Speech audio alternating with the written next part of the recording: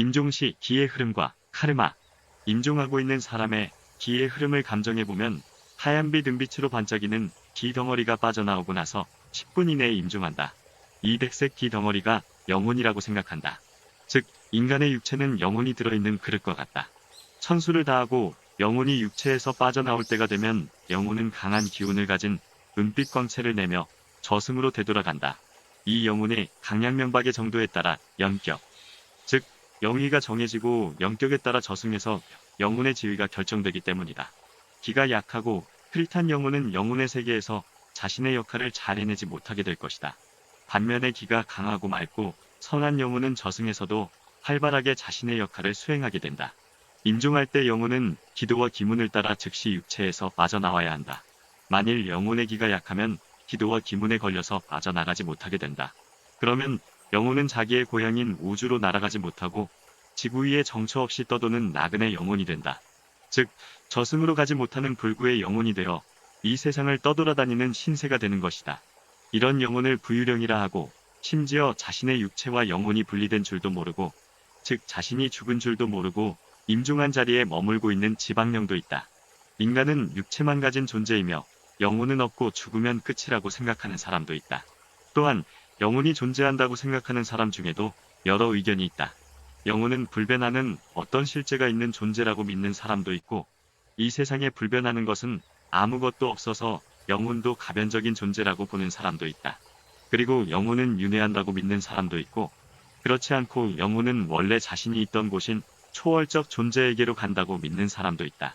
인간의 영혼은 육체를 떠난 후에 과연 어디로 가는 것인가? 윤회하여 다시 이 세상으로 돌아오는 것인가? 아니면 저 세상으로 영원히 떠나가는 것인가? 아니면 우주에서 흔적도 없이 사라지는 것인가? 우리는 여기서 긍정적인 측면에서 고찰해보자. 나디에스테지, 일명 기가막이라 한다. 우리는 이 기가막의 관점으로 볼 때 인간은 육체, 에테르체, 아스트랄체, 멘탈체 그리고 코잘체 등 5가지의 영혼으로 나눌 수 있다. 참고로 여기서 기가막이란 기의 흐름을 직접 느끼는 것을 배우는 학문이다. 육체와 겹쳐져 육체보다 조금 더 크고 육체의 신진대사에 직접 영향을 미쳐 육체의 건강을 보여주는 에테르체, 그리고 이 에테르체를 계란 모양으로 감싸고 있고 인간의 감정에 영향을 미치는 아스트랄체, 아스트랄체를 감싸고 있고 아스트랄체보다 더 미세하며 인간의 생각에 영향을 미치는 멘탈체, 그리고 가장 미세하면서도 이성, 사랑, 자비, 직관, 영성 등 인간의 가장 차원 높은 가치관을 만들어내고 인간의 생명현상이 가능하도록 하는 가장 고차원적인 미세에너지를 만들어내는 코잘체 영혼 등이 모두 합쳐져 한 인간이 탄생하는 것이다. 육체는 코잘체의 영혼이 깃들어 있고 멘탈체, 아스트랄체, 에테르체를 만들면서 한 인간의 생명현상을 가능하게 하면서 잠시 지구라는 행성에 머무는 껍데기다. 또한 육체가 상처를 입으면 에테르체, 아스트랄체, 멘탈체까지 영향을 주나 코잘체 즉 원인체에는 영향을 주지 못한다. 멘탈체, 아스트랄체, 에테르체와 육체는 함께 죽지만 코잘체 즉 원인체는 불멸의 존재다. 진정한 죽음은 코잘체 즉 원인체가 육체를 빠져나와서 저승으로 완전히 돌아간 때를 말한다.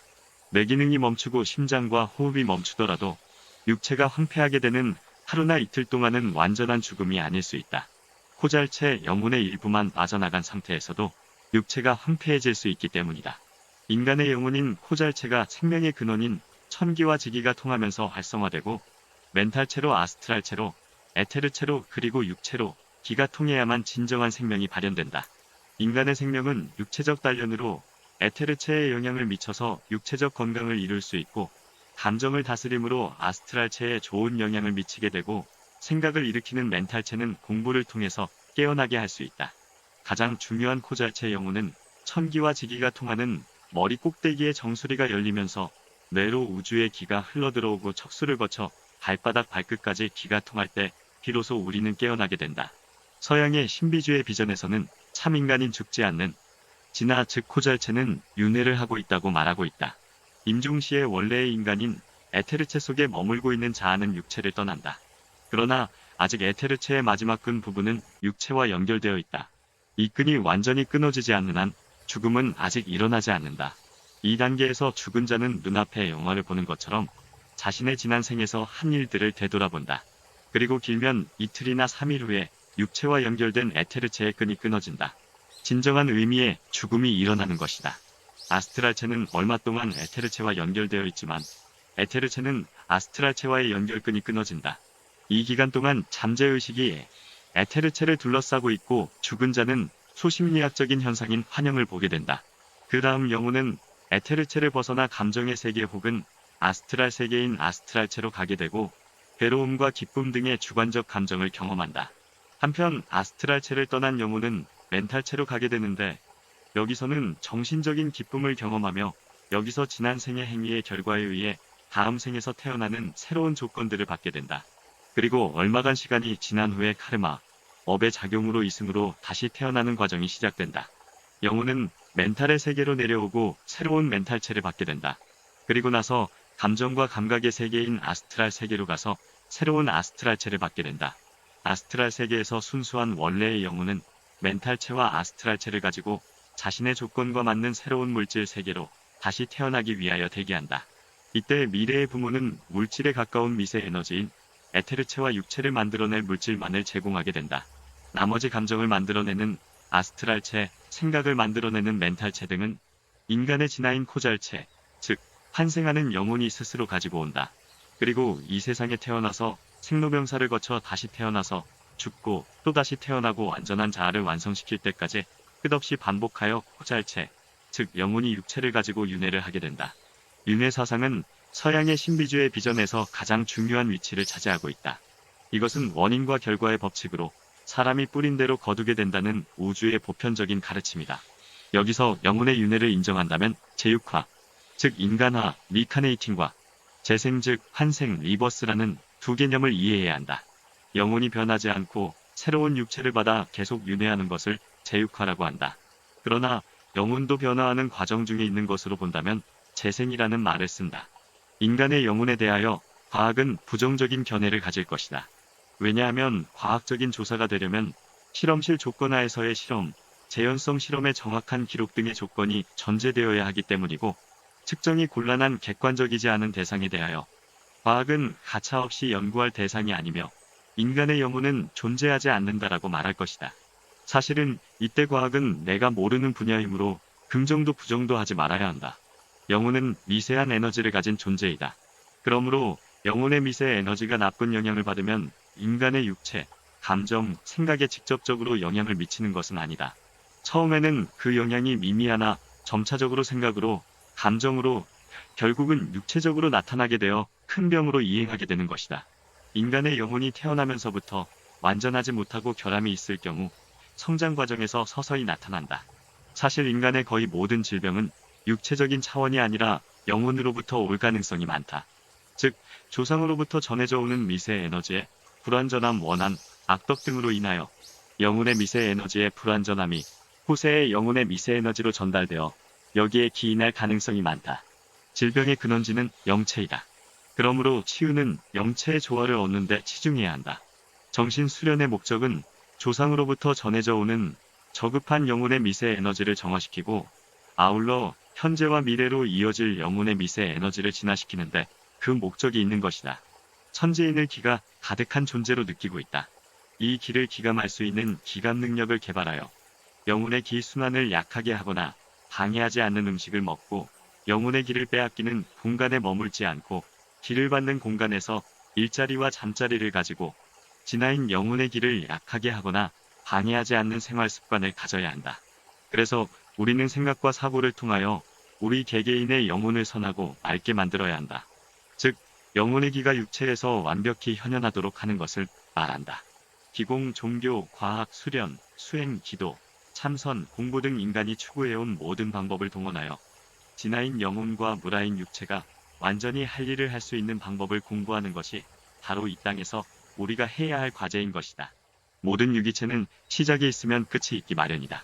인간도 언젠가 임종을 맞게 되고 임종의 때가 지금 당장 들이닥치더라도 항상 준비된 상태로 영혼이 육체를 거침없이 빠져나와 좋은 기의 상태로 바로 저승으로 건너갈 수 있게 해야 한다. 저승에 가면 그곳에서의 법도대로 존재하면 되는 것이다. 기가 좋은 영혼은 좋은 상태로, 기가 나쁜 영혼은 나쁜 상태로 그곳에서 존재할 것이다. 죽음은 인간의 오감이 만들어 놓은 허상이다. 영혼의 기가 흩어지거나 가벼워져 뜨거나 무거워져 가라앉는 이 앞집사는 있겠지만 영혼의 죽음은 없다. 육체의 죽음으로 지상에서의 삶은 끝난다. 그러나 영혼은 육체를 가지지 않은 미세에너지의 상태로 저승에서 새로운 모험을 시작하게 될 것이다. 한편 카르마는 서양에서 흔히 숙명이라고 불리우며 인간의 운명이 미리 정해져 있다는 운명의 정설로 완전히 잘못 이해되었다.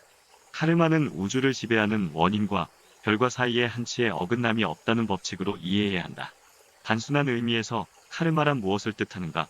그것은 우리가 몸이나 말이나 마음으로 무엇을 하든지 간에 그에 상응하는 인과 응보가 있으리란 것을 뜻한다. 카르마는 운명처럼 미리 결정되어 있는 것이 결코 아니다. 카르마는 창조하고 변화하는 우리의 능력을 뜻한다. 어떻게 행동하고 왜 그렇게 해야 하는가를 우리 자신이 결정할 수 있으므로 카르마는 창조적이다. 미래는 우리 손에 달려있다. 즉, 우리가 마음먹기에 달려있다. 거짓 없는 참회와 진실한 영적 수행을 통해 어떠한 범죄나 잔인함도 정화할 수 있다. 자신이 처한 현재 삶의 조건을 능숙하고 지혜롭게 이용하기만 한다면 그것들을 고통의 사슬로부터 자기 자신을 풀려나게 하는 영감으로 활용할 수 있다.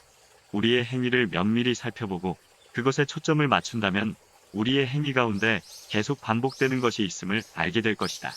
우리가 부정적으로 행할 때마다 고통과 고난이 야기되고 우리가 긍정적으로 행할 때마다 그것은 결국 행복을 불러들인다. 우리는 행위와 말과 생각을 통해서 우리의 미래를 바로 내가 선택한다는 것을 잊지 말아야 한다. 그 선택을 통해 우리는 고통과 고통의 원인으로부터 벗어날 수도 있고 자기 자신 안에 있는 진정한 잠재력, 우리의 선한 본성을 일깨울 수 있다. 우리가 카르마의 법칙을 준수하고 사랑과 자비로 가득한 선한 마음을 일깨운다면 우리가 마음의 흐름을 정화하고 서서히 마음의 본성에 맞는 지혜를 깨닫는다면 그때 우리는 참된 인간, 궁극적으로 깨달은 존재가 될 것입니다. 그리고 마침내 대자유에 이르는 길에 도달할 것입니다. 오늘은 여기서 이만 줄일까 합니다. 편안하고 행복한 하루가 되십시오. 감사합니다.